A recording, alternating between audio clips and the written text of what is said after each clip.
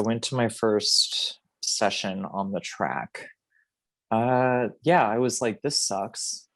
I'm really uncomfortable. I don't want to come back.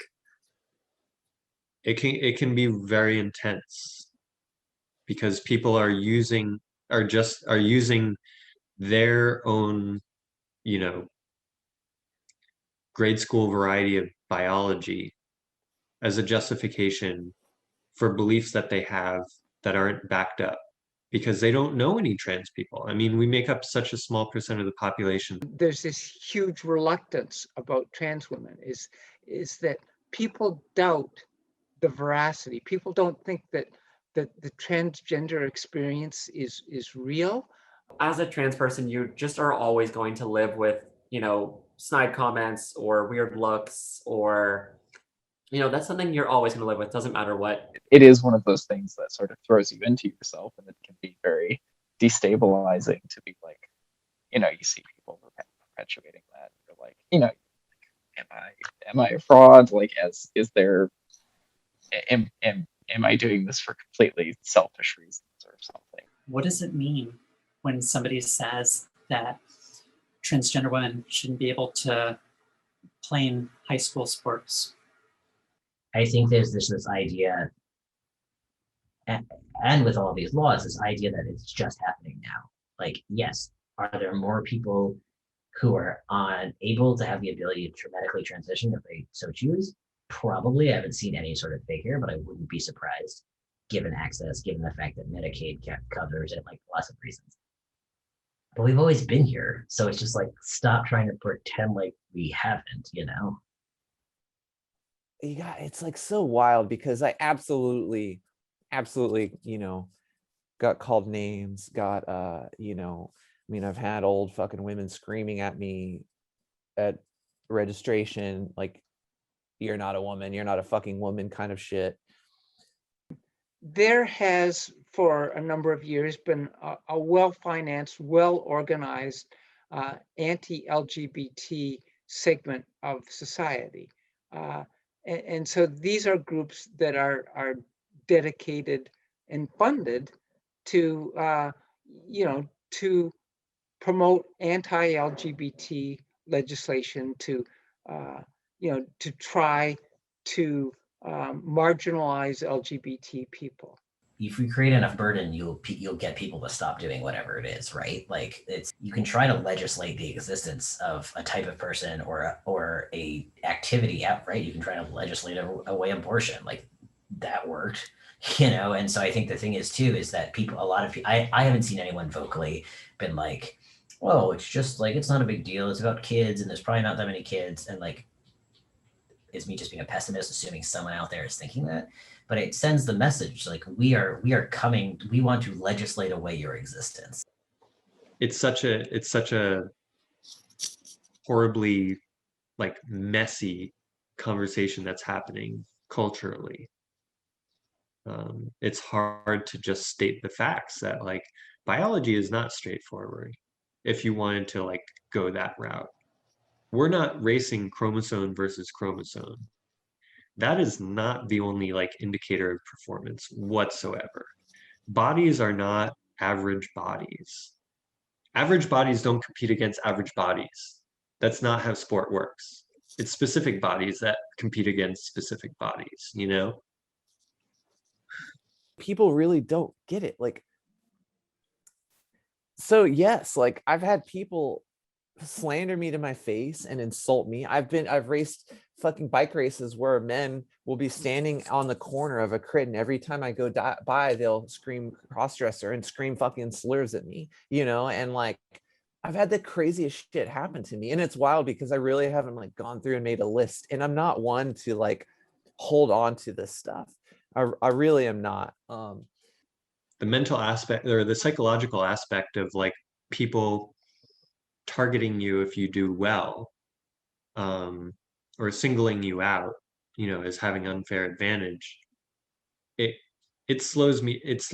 I slow myself down. At the end of the day, like, I participate in sport because it's always been the way I've known how to like find friends and make community. Like, it's, the relationships I have with people extend far beyond racing. Like these are people that I, these are people that I work with. These are people whose bikes I work on if they come to the shop. These are people who are in my life in a much bigger capacity than just like opponents that I race against.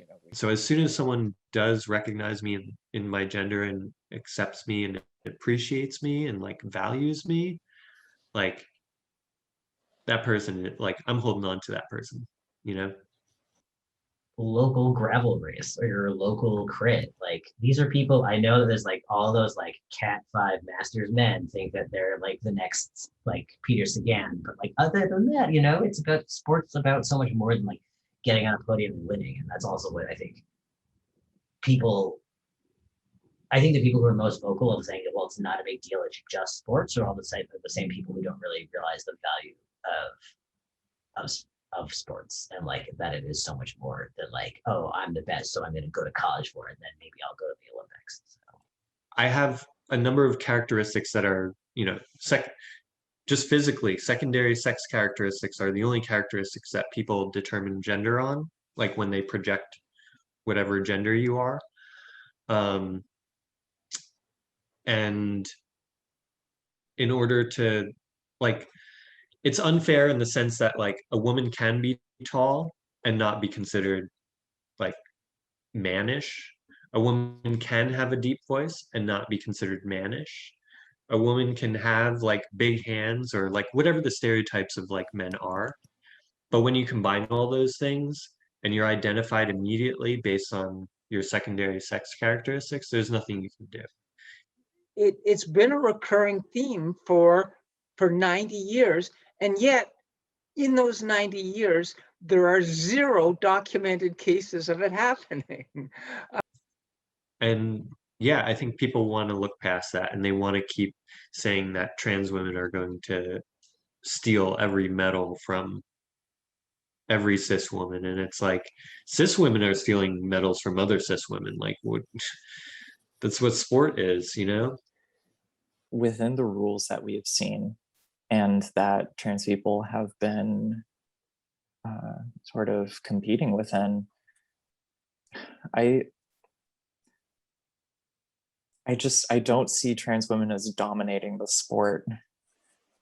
It's the boogeyman of like the man who wants to win at all costs and will claim to be a woman just for the sake of winning. This sort of idea that men will masquerade as women, which is what a lot of people fear about trans women, right? To gain success in women's sports. It goes back to the 1930s. You have so many people who aren't like athletes in competition having these conversations, and like you meet anybody who participates in sports seriously, and like nobody enjoys just like shelling a field. Like that's not fun. Like that's not enjoyable for spectators, and that's not enjoyable as like an athlete. Are you saying that I don't deserve to be doing the same thing that other women can do? If you want to go through all the things that we have to go through, not just like financially, medically, hormones suck, surgery sucks, the social ostracism. If you want to go through all these things just to compete in a sport, go for it. It really comes into play when trans women win. When they lose, it's just a sign that they're losers, but when they win, it's a sign that they're losers also, but in a different way. They're like men who couldn't cut it or something like that. No one cares until you win or you like come close to winning, and then you're a cheater. But until then, you're a loser. There are a lot of people who don't have a trans friend or relative, or they don't really, they've never had a chance to bond with anyone who's a trans person, and they've certainly seen Caitlyn Jenner on TV, and they know how successful Caitlyn Jenner was in sports, and this idea that trans women are really just men in a dress is just something that won't go away. There's this kind of like anxiety of like, how am I being perceived? Is this Yeah, so it's kind of plays into itself a little bit, where it's like, it feels really good to present myself a very feminine way, and that makes me feel good, just personally. But then it does, you know, someone calls you sir when you're in a dress and makeup and heels, it hurts.